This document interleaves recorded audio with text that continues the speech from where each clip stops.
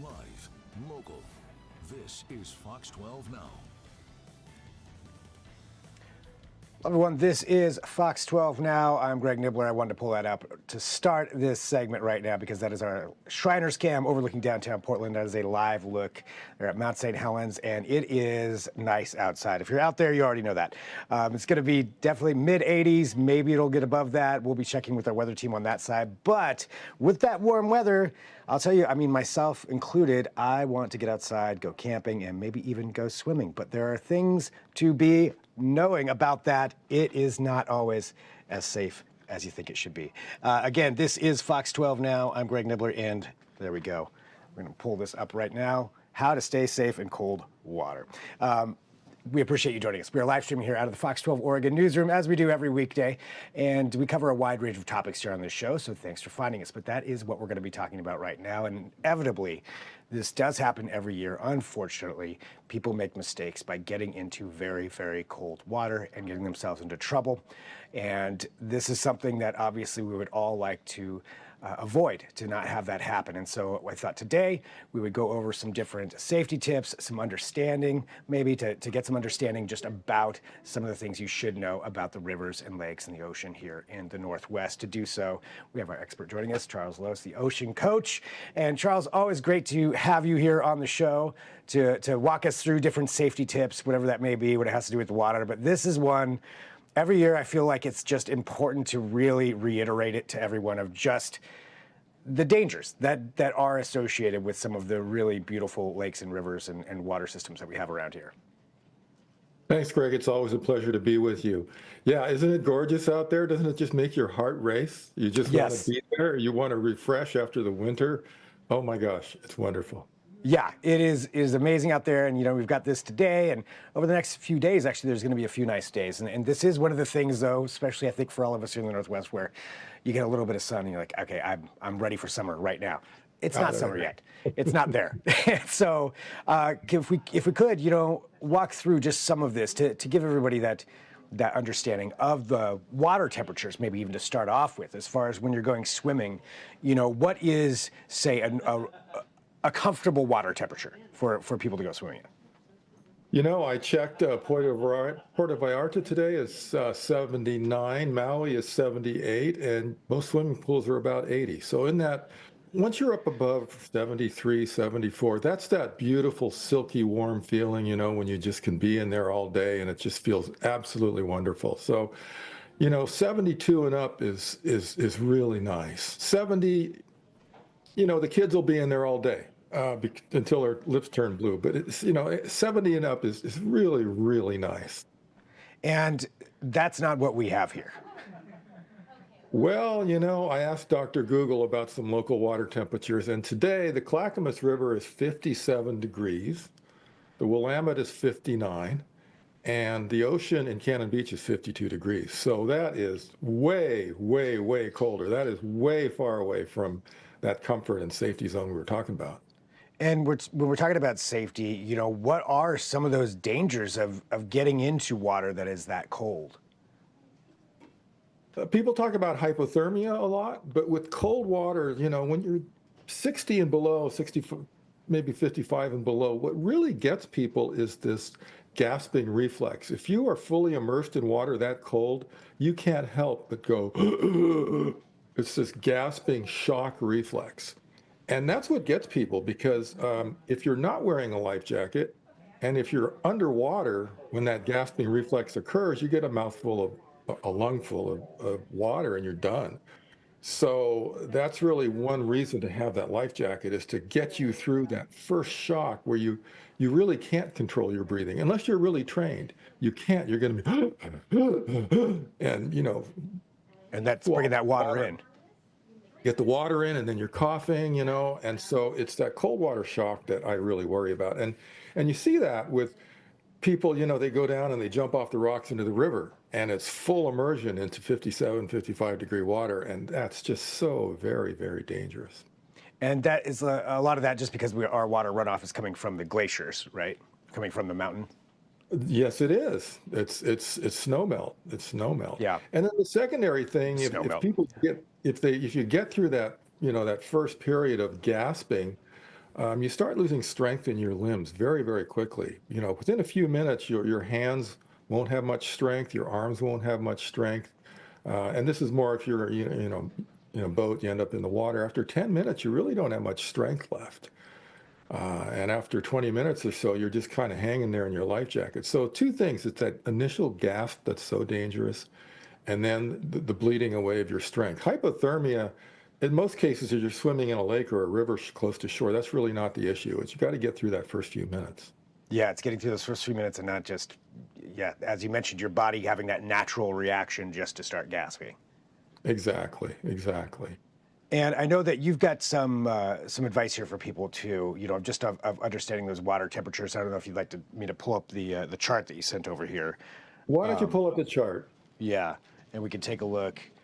Just to again give everyone an idea about those temperatures and about the dangers that we do have to deal with here around here.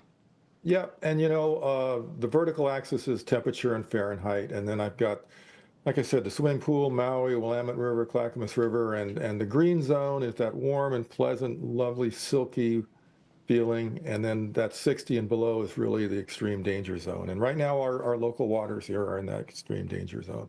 And that is something everybody should be aware of when you're going out there. So, and as you mentioned, it's that jumping in full immersion. Are there different steps that people can take to be safe and get in the water this time of year when the temperatures are hot? This is splash and giggle time. Let your kids splash around in the shallows on a gravel area in the river or whatever. But the kids are smart. They're not going to go full immersion in these temperatures, but they will run out knee deep and giggle and splash and run back and so forth. So that sort of thing is fine.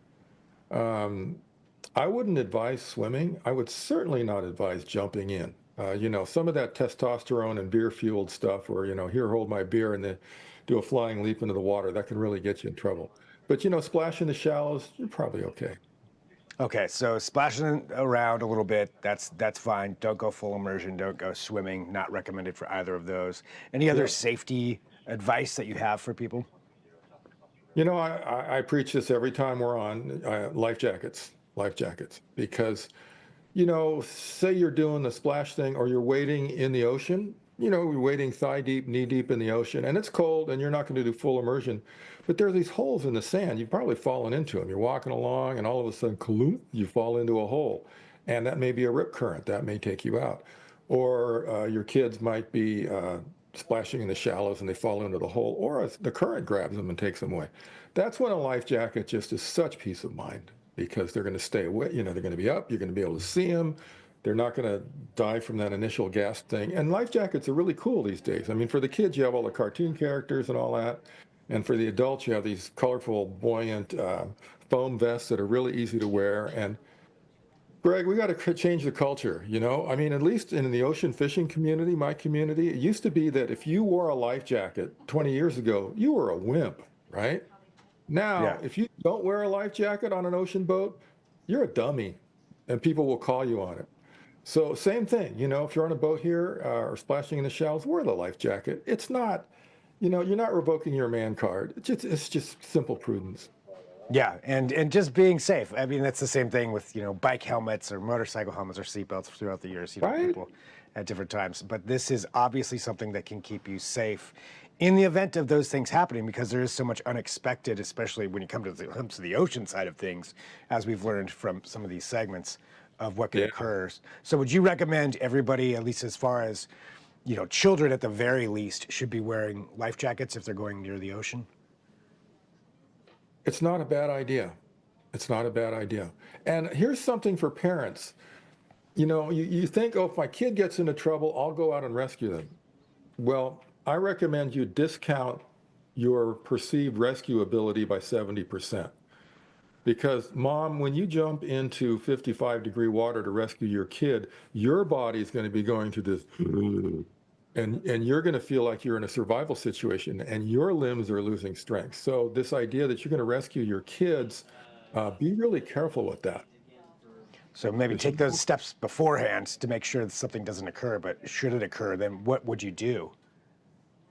Well, you'll do what you have to do to get your kid. I'm just saying, don't let your kid get in a dangerous situation. Say, I'll just go out and grab him.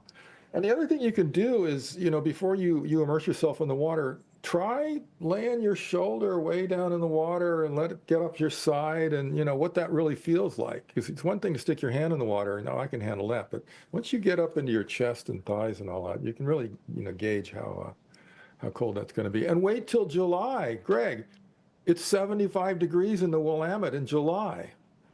That's glorious. Or go to the lakes in July and August. It's plenty warm. Now, the ocean's not going to get much more than 60, maybe 62.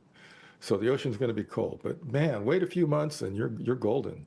There you go. All right. Well, good advice. Splash around. Don't jump in. Don't do the full immersion. Wear a life jacket. And yeah, July. Have a lot more July. fun. Yeah. July. Well, Charles, anything else that you think is important for people to know? And I also want to let them know how to follow along with all you do as well. Sure. The ice bath thing is a very popular thing now. Ice immersion for fitness and all that. That's great. Those baths are usually in that 50 to 59 range. So most of those people are not in really frigid water. And that's always a very controlled situation. And people do these polar plunges where they jump in the water in a big group, in ice water, but they're in and out in 2 minutes, and it's usually shallow water. So don't let that distort your thinking. I am the ocean coach. I teach people how to use the beach and the ocean safely, notably small boat captains. I teach them how to get across the bar safely, check the weather, navigate, do the whole thing. And it's a full transformation from a place of fear to a place of confidence. And you can find me at theoceancoach.com. There we go. Charles, always so good to have you on here. Thank you so much. Really, really appreciate it. Thanks, Greg. It's my pleasure. And for everybody watching, we are live here, as I mentioned, from the Fox 12 Oregon newsroom. We're on our apps. We're on online. We're on the website. We're all over the place. So thanks for finding us wherever it is that you're watching us, whether that's live or after the fact. We are going to be taking a break. We're going to come back here in just a minute. We have Osa Odizua, current defensive tackle for the Dallas Cowboys, former David Douglas student who has a Mother's Day event coming up here this weekend. So we're going to be talking to him. It's a wide range of topics on this show. And plus, if there's breaking news, we'll have that as well. But we're going to take a break. I'll talk to you soon. I'm Greg Nibbler. This is Fox 12 Now.